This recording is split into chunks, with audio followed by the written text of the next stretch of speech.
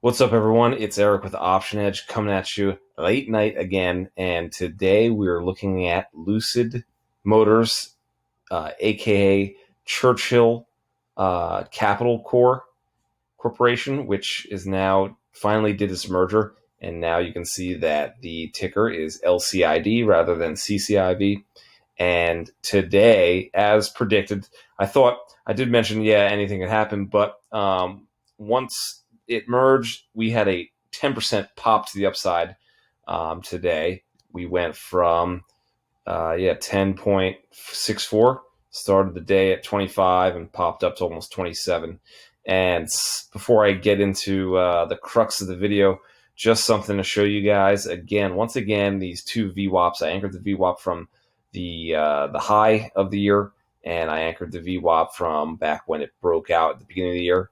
And what do you know? We're still, as soon as we get to that 27.5 level, we find sellers, which sends the stock back down. It's almost like magic, seriously. But I did actually do a trade. So I purchased. If you look at my last video, and it's in this playlist, so I'll link that video above.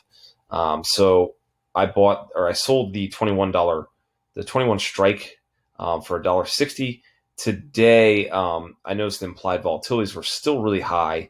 The stock popped up, and I noticed I really didn't get much. So I ended up selling.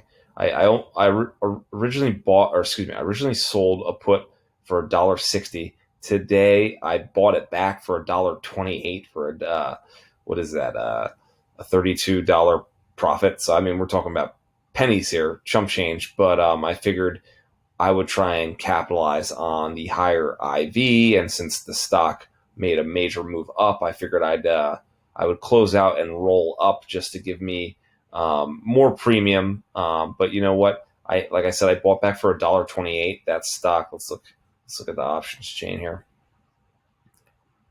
So the 21 day, or the 21 strike put in August 20th was the expiration date. That's the 23 put, 21, and it ended up being 87 cents. So I actually really I sold way too or I bought back the shares at way too high of a price. But anyway, I got back into the $23 call for $1.50, so I'm up $2 for now. But I figured I would try and get some of that elevated implied volatility, which it was pretty high intraday. The implied volatility when this merger had been completed, and at one point on Robinhood, the LCID, I couldn't even it didn't even show any data, and it was like, what the heck's going on? Where's my put that I sold? But eventually it came back. So yeah, there's some crazy stuff going on there, and the bid ask was super wide. So I could have gotten in. I could have sold this at a better price, and I could have bought back my 21 strike at a better price. But overall, so yeah, I bought this back for a small profit of like $32, and I rolled up my option. We're now at 25 delta, which isn't so bad. That gives me like a 85% chance. Is that right? Or no, excuse me. What am I saying? 75% chance of being out of the money and keeping my whole capital, or excuse me, my whole premium. And if I don't finish out of the money, then I'll be assigned 100 shares at $23 a share, and I will then go ahead and sell calls, probably around the 30 at the 30 strike, and I'll do that probably about say another 30 days out.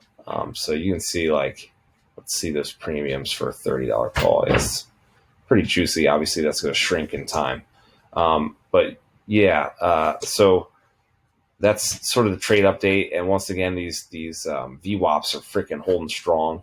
I think tomorrow, I think the next week, I think we're going to stay below this VWAP until we don't. Until we see it get over this close above and sustain above 27.5, then I don't think we're going to see this thing go much higher in the near term. So that's what's good about selling premium.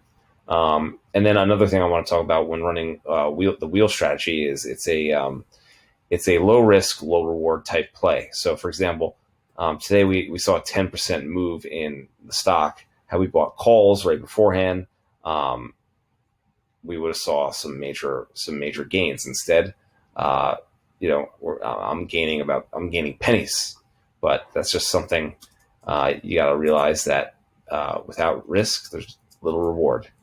All right, that's it. Like and subscribe if you're liking this stuff, and keep it going. All right, peace. Bye.